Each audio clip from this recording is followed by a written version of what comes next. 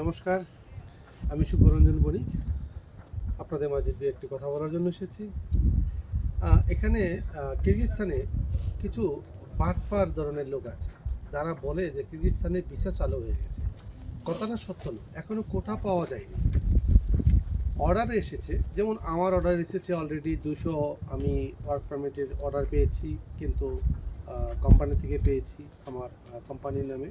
কিন্তু এখনও কোটা আমার কোম্পানির নামে এখনও ইস্যু হয়নি, মানে আমার নিজেরই কোম্পানি, আমার কোম্পানির নামে এখনও কোটা ইস্যু হয়নি।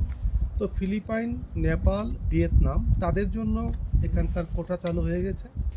এখনও বাংলাদেশ, পাকিস্তান এবং শ্রীলঙ্কা এই সমস্ত কান্ট্রির জন্য এখনও কোটা চালু হয়নি। তোমরা আশা করতেছি যে কোটা চালু হয়ে যাবে, তবে 2-4-5 দিনের মধ্যে। সেটা এখনও হয়নি, কিন্তু একটা মেসেজ পাইলাম কেউ ওখানে বাংলাদেশে প্রচার করতেছে যে কোটা চালু হয়ে গেছে। হ্যাঁ, তারা কোটা পেয়ে ফেলেছে, কেউ পেয়ে ফেলেছে। এগুলি সম্পূর্ণ মিথ্যা এবং গুজব।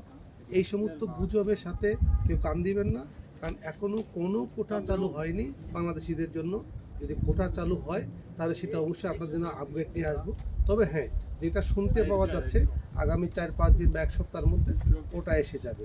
আমি আশা করছি আপনাদের কোটা আসার সাথে সাথে আপনাদেরকে ফার্স্ট যতগুলা আমার হয় কী বলে ওয়ার্ক পারমিট ভিসা হয়, সেগুলো আপনাদের কাছে শো করবো এই বছরের। কারণ গত বছর এগুলো তো আগে অনেক ভিসা করেছি এবং তাদেরকে তারা ভালো কাজ করতেছে এবং ভালো বেতন পাচ্ছে।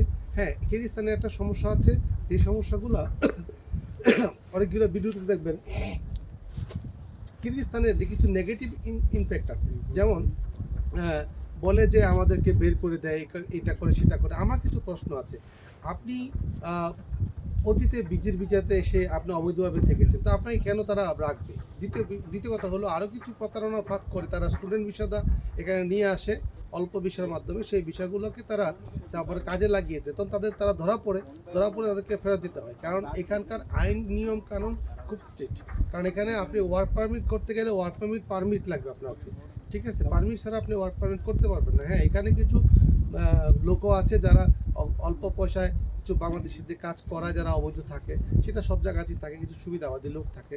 কিন্তু তারা যখন ধরা পড়ে তখন তাদেরকেই তখন আবার বাংলাদেশে ব্যাক করানো হয়। কিন্তু আমি আপনাদেরকে অনুরোধ জানাই, কেউ বাংলাদেশ থেকে ওয়ার্ক পারমিট ছাড়া, কেউ বাংলাদেশ থেকে, আমার কথাগুলো মনোযোগ দিয়ে শুনুন, কেউ ওয়ার্ক পারমিট ছাড়া বাংলাদেশ থেকে আপনারা কেউ এদেশে আসবেন না। কারণ এই দেশের আসার নিয়ম কানুনগুলা, আইনগুলা খুব কঠোর এবং তারা সমস্ত আইনগুলোই তা রাশিয়ান এবং ইউরোপিয়ানের সাথে একদম সম্পূর্ণভাবে মিল।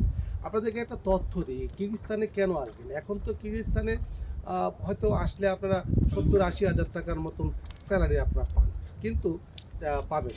কিন্তু আপনারা যদি এটা মনে করেন যে কিরগিজস্তানে এসে আপনারা অবৈধ কিছু করবেন, তাহলে এখানে সমস্ত সিস্টেমটাই ডিজিটালাইজ। কিন্তু আপনি যদি মনে করেন যে এখানে ফাঁকি দিবেন, এটা পারবেন না, এটা পারবেন না।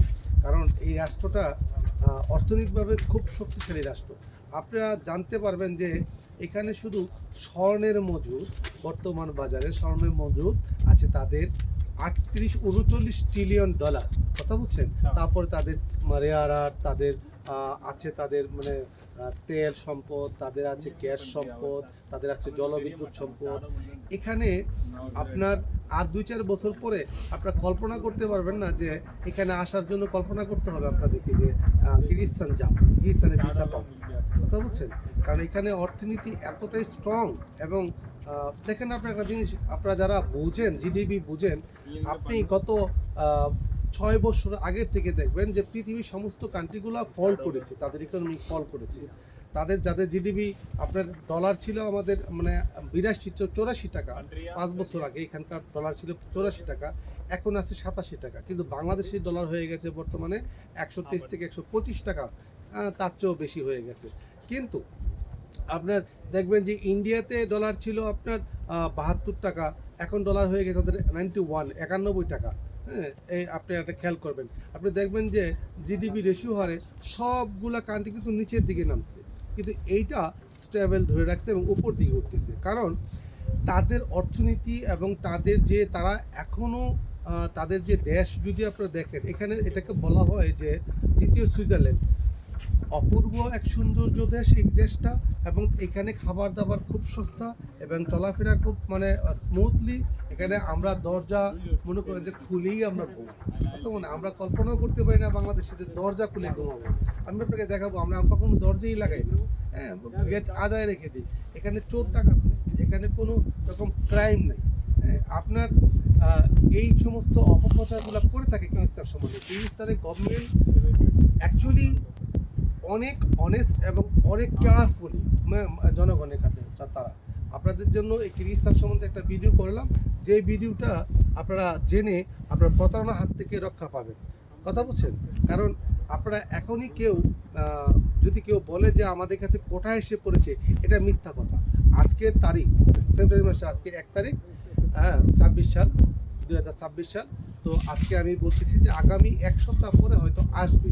শুধু 3টা country already work permit issue হয়েছে, সেটা হয়েছে নেপাল, হয়েছে ভিয়েতনাম, হয়েছে ফিলিপাইন। এই 3 কান্ট্রির জন্য তারা কোটা ইস্যু করেছে। হ্যাঁ, এখনও বাংলাদেশ, পাকিস্তান এবং ভারতের জন্য এখনও কোনো ওয়ার্ক পারমিট ইস্যু হয়নি। সো সাবধান, হ্যাঁ, যদি কেউ বলে এগুলা ফেক হবে, এগুলা অরিজিনাল নিউজ না। ভালো থাকবেন সবাই।